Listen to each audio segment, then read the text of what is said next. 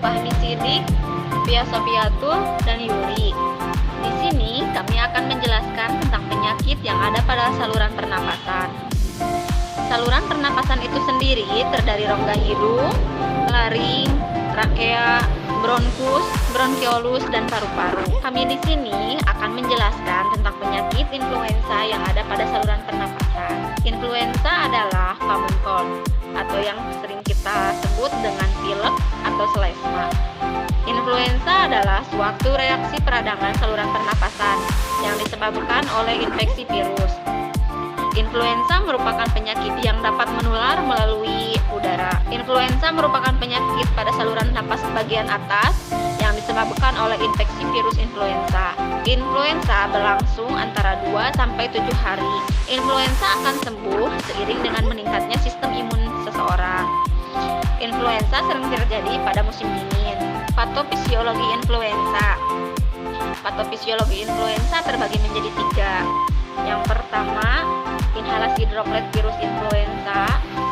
Virus masuk melalui inhalasi dari droplet yang infeksius, aerosol partikel mikro, maupun inokulasi langsung lewat sentuhan tangan dari penderita. Yang dimaksud dengan droplet yaitu percikan ludah. Yang kedua yaitu replikasi virus. Virus kemudian meningkat reseptor asam salisilat yang terdapat pada sel epitel jalan napas, khususnya di trakea dan bronkus. Yang ketiga yaitu infeksi virus menyebabkan inflamasi pada saluran pernapasan. Di sini perluasan infeksi virus mencapai bagian paru-paru. Klasifikasi virus influenza terbagi menjadi 3 tipe. Tipe pertama yaitu tipe A, yang kedua tipe B, dan yang ketiga tipe C. Virus tipe A merupakan patogen manusia paling virulen di antara ketiga tipe influenza dan menimbulkan penyakit yang paling berat.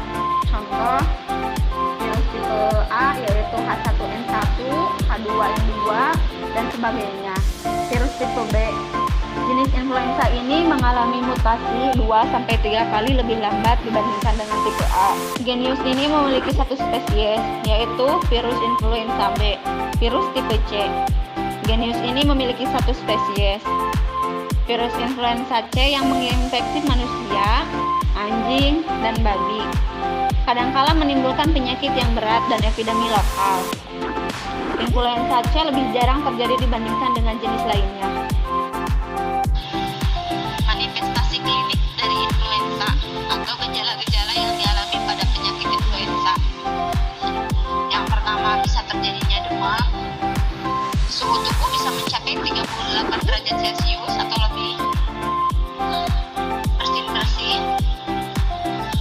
Badan terasa lemas, lesu, sakit kepala, sakit tenggorokan atau radang tenggorokan, menggigil, panas dingin tubuh, dan batuk. Diagnosis pada influenza yang pertama yaitu anamnesis, yaitu kegiatan komunikasi yang dilakukan antara dokter dengan pasien yang bertujuan untuk mendapatkan informasi tentang penyakit influenza tersebut. Yang kedua yaitu pemeriksaan fisik. Status generalis umumnya menunjukkan pasien tampak lemah, pusing, kulit terasa hangat dan lembab. Yang ketiga, diagnosis banding, pembedahan penyakit atau kondisi tertentu dari yang lain yang menghadirkan gambaran klinis serupa. Yang keempat, pemeriksaan penunjang, uji diagnosis cepat influenza, uji diagnosis molekuler, pemeriksaan serologi, isolasi. Yang selanjutnya yaitu etiologi influenza. Terdapat 3 step. Step yang pertama yaitu virus influenza memiliki 2 antigen protein pada permukaannya, yaitu komponen hemaglutinin atau HA yang menyebabkan sel darah merah menggumpal, dan yang kedua neuraminidase atau Na. Step kedua, perubahan pada kedua antigen membuat virus ini labil dan terjadi secara perlahan. Step ketiga, penularan influenza terjadi melalui kontak erat dengan penderita. Terapi farmakologi influenza. Yang pertama, antipiretik dan analgesik. Contoh obatnya paracetamol, ibuprofen, dan asetal. Antipiretik bekerja dengan menghambat pembentukan kontak lambung. Begitu juga dengan analgesik. Yang kedua yaitu decomestan. Contoh obatnya phenylephrine, epinephrine, dan efedrin. Decomestan Disinfektan bekerja dengan cara menyempitkan pembuluh darah, bertujuan untuk meredakan pembengkakan pada hidung. Yang ketiga yaitu antihistamin, contoh obatnya yaitu CTN, promethazine, ripolidin, loratadin. Antihistamin bekerja dengan cara memblokir zat histamin yang diproduksi oleh tubuh. Yang keempat yaitu antivirus, contoh obatnya zanamivir, amantadin. Antivirus bekerja dengan cara mematikan serangan virus, menghambat serta membatasi produksi virus di dalam tubuh. Di Indonesia, antivirus untuk influenza relatif kurang dikenal karena distribusinya sepenuhnya dikendalikan oleh Departemen Kesehatan. Terapi non-farmakologi pada influenza, peningkatan asupan cairan dengan banyak minum air putih sesuai dengan kebutuhan tubuh, istirahat yang cukup minimal 8 jam dalam sehari, makan makanan bergizi seperti buah-buahan, sayur, dan lain sebagainya. Mandi dengan air hangat dan berkumur dengan air garam. Berkumur dengan air garam bertujuan untuk mencairkan lendir. Untuk bayi dapat dilakukan dengan membersihkan saluran hidung. Contoh kasus yang kita ambil, seorang anak laki-laki umur 4 tahun 10 bulan datang berobat dengan keluhan batuk pilek sejak 4 hari, kemudian diikuti dengan demam tinggi. Sang ibu mengeluh anaknya mengigau saat demam tinggi. Anak juga mengeluh mual dan muntah setiap kali batuk, nafsu makan juga berkurang. Keluarga yang batuk pilek sekitar pasien adalah kedua kakak pasien.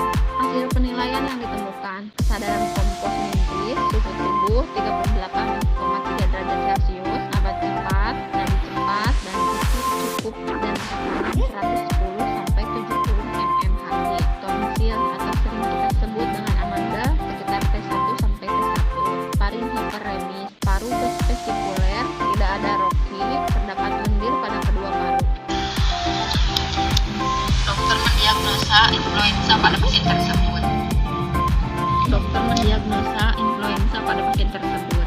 Dokter menyarankan pengobatan simptomatik merupakan pengobatan utama dalam tata laksana. Pasien perlu istirahat, hidrasi yang cukup, pengendalian demam dan nyeri otot dengan pemberian acetaminophen serta mempertahankan kenyamanan bernapas dengan pemberian dekongestan massal. Perlu diperhatikan bahwa pemberian antibiotik sebagai tindakan pencegahan tidak dianjurkan. Batuk kering yang menetap pada fase penyembuhan dapat dikurangi dengan pemberian kodein atau dextromethorphan. Penentuan SOAP dari kasus tersebut, subjeknya ada batuk pilek, demam, mual muntah, nafsu makan kurang. Objeknya yaitu suhu 38,3 derajat Celcius, nafas cepat, tekanan 110/70, tonsil T1, terdapat lendir di kedua paru. Asesmen dari kelompok kami terhadap pengobatan pasien oleh dokter. Pemberian dekongestan dan paracetamol sudah tepat untuk pengobatan tersebut, tetapi pengobatan dirasa kurang efektif karena hanya mengobati pilek dan demam saja. Sedangkan pasien memiliki gejala lain, yaitu batuk serta kurang nafsu makan. Plan rencana pengobatan dari kelompok kami. Obat yang kami sarankan adalah hupagripsir. Komposisi dari hupagripsirum yaitu paracetamol, posoepedrin, TPM, Valium. Paracetamol berfungsi untuk analgetik dan antipiretik. Posoepedrin berfungsi sebagai dekongestan. TPM berfungsi sebagai anti alergi atau antihistamin. Gliseril berfungsi sebagai pengobatan batuk. Dan kami menyarankan penambahan enervonsesirum untuk mengembalikan imunitas pasien ya pengobatan akan lebih efektif. Enervonsesirum memiliki komposisi vitamin C, niacinamide, zinc, vitamin B kompleks. Di sini vitamin C dapat mengembalikan atau dapat menaikkan imunitas tubuh si pasien.